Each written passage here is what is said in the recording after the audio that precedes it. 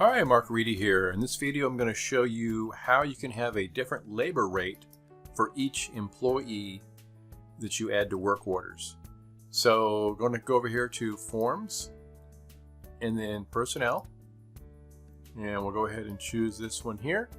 You can see here we just need to set the hourly wage and then check this box here that says Use Hourly on Work Order Labor. Make sure that is checked. And then make sure they are checked as a fleet technician so that they show up in the drop down in labor for work orders. And then make sure that they're not checked as inactivated, otherwise they'll come out of the drop down unless they won't show up in there either. Alright, so we have that one selected, and we've got, so that one says $60 an hour. We have another one here set at $80 per hour, and then we've got this other one up here that doesn't have any hourly wage set. Alright, so that will use the default hourly wage set that's in the My Company Information section over here. I'm going to close this. Underneath File, My Company Information, you can see the default labor charge set right there. Alright, so now I'm going to go to Work Orders. I'm going to click New Work Order. Go ahead and just go over to Labor Completed. Click Add Labor.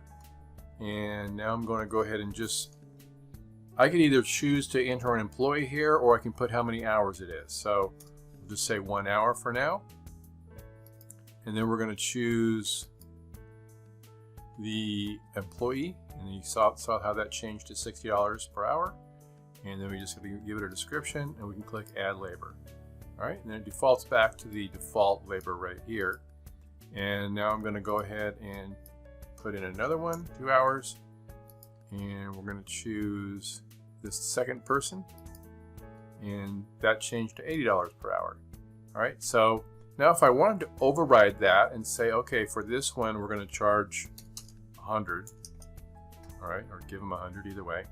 And then if I tab out of there, it adds this button down here, Use Cost Defaults. Now when you select the employee, it'll update that cost per unit unless you've overridden it by typing something different in here.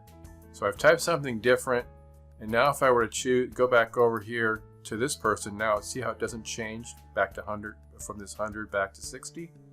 But if I use this button here, that updates that back to 60, so I can override the override by using that button there. Alright, and so that is how the labor rates, individual labor rates for each employee work. Alright, hopefully that's helpful for you. Thanks a lot for watching. Have a good one. Take care.